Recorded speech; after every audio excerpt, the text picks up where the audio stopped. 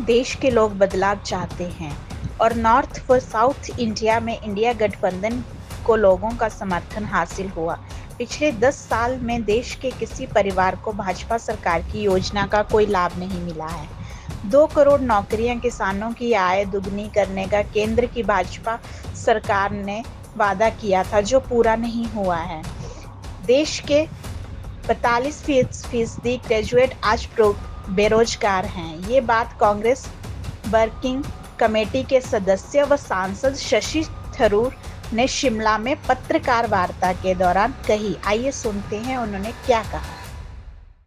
आप देखिए, भाजपा को वैसे भी काफी कठिन स्थिति थी, क्योंकि 2019 में सारे राज्यों में जहां वो मजबूत थे वहां मैक्स आउट कर दिया। आपको याद है, 6 राज्यों में उनको सारे सीट मिल गए, 3 राज्यों में 1 सीट छोड़ के बाकी सब मिल गए, 2 राज्यों में 2 सीट छोड़ के बाकी सब मिल गए। ये 11 सीट में उनका एक ही रास्ता है, डाउन, नीचे जा रहे हैं हर जगह में। अब देखिए, हरियाणा में कुछ नहीं मिला हमें, इस बार हमें कम से कम 5 से 7 सीट मिल रहे हैं। राजस्थान में हमें कुछ नहीं मिला, अब लोग कह रहे हैं कि 10-12 सीट तक राजस्थान में हम जीत सकेंगे, शायद उससे भी ज्यादा, क्या किसको पता। एक राज्य, कर्नाटक में हमें सिर्फ 1 सीट मिला था और अभी कह रहे हैं कि कर्नाटक में 15 से 17 सीट जीत सकते हैं हमारे गठबंधन। तेलंगाना में हमें, मेरे ख्याल में 3 सीट है, अभी लोग कह रहे हैं कि 10 से 12 हो सकता है।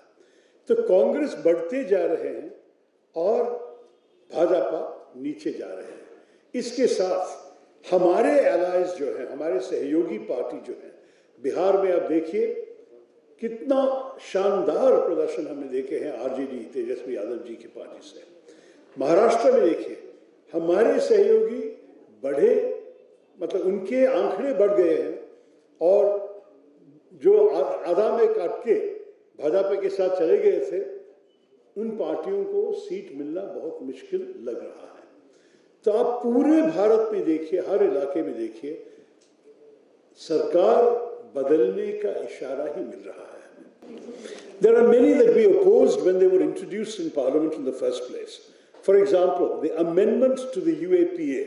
The UAPA was a law the UPA had brought in, but they have amended it in such a way that the government can declare anybody to be a suspected terrorist, can jail him or her, and does not need to produce him before a court. There is no question of bail, and there is no need even to charge the person. Now, under this unfortunate amendment, which we opposed when it was brought in, we've had journalists stuck in jail for 2-3 years for trying to do their job. We've had student protesters stuck in jail for 2-3 years. We are seeing the weaponizing of a law that is actually hurting innocent Indian citizens with no legal chance to prove their innocence. We believe this is absolutely wrong.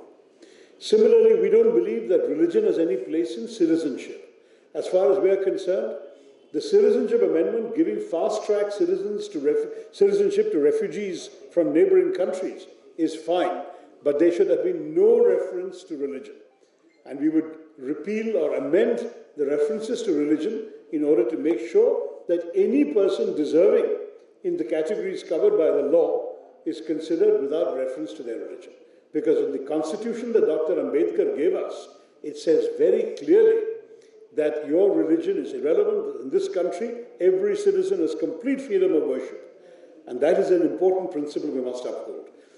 These are just 2 examples. I think by the time we get through the list, there'll be about another 25 of them. But the idea is we want to preserve the constitutional integrity of the country by ensuring that many provisions of these anti-people laws that abridge the rights and freedoms of Indian citizens are removed so our rights and freedoms are back. I am not saying that somebody who does something bad should not be punished, but they should get a chance to defend themselves, they should have a chance to demand bail, argue before a judge, they should get a chance at the same time to be able to be heard. How can you be in jail for 3 years without knowing what the charges are against you? That's just one example. To see you all here. I didn't realize a similar press call was so large. Wonderful to see so many of you here. I've been campaigning for the party. In fact, the elections in my constituency and my state were in the second phase, finished on the 26th of April. So since then, I've had the great privilege of traveling around the country and seeing for myself how much the people of India want change. They want change in Delhi. They want an end to being lectured to with insincere speeches that are not followed by any tangible benefits for the ordinary people of India.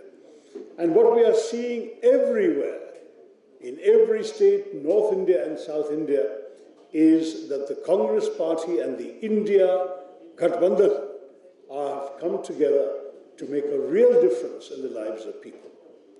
We are reminding people that this election is about you. It is about your welfare. It is about whether in the course of the last 10 years, you and your family have benefited in any way from decisions of the government. Whether the promises to create 2 crore jobs a year, which have not been fulfilled, have in any way given you and members of your family new or better employment.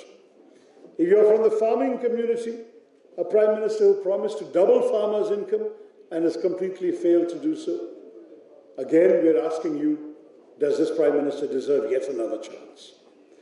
We are asking those young people, college graduates, who discover that if you come out of college with a university degree, that there is 42% unemployment for recent graduates. That is something which is driving so many of our young Indians out of the country. So I say to all of you, if you want social justice, the Congress Party and the India Alliance are for you. And what is more, we in the Congress Party have come up with a very specific set of justice proposals. 5 न्याय, महिला न्याय, युवा न्याय, श्रमिक न्याय, किसान न्याय और हिस्सेदारी न्याय। हम चाहते हैं कि सब जन को हमारे देश में न्याय के साथ जीना, डिग्निटी के साथ जीना उनका हक है और हम ये देने के लिए तैयार हैं। I hope you've seen our campaign literature. I was a member of the Manifesto Committee. We have done some serious work on what the country needs to see happening.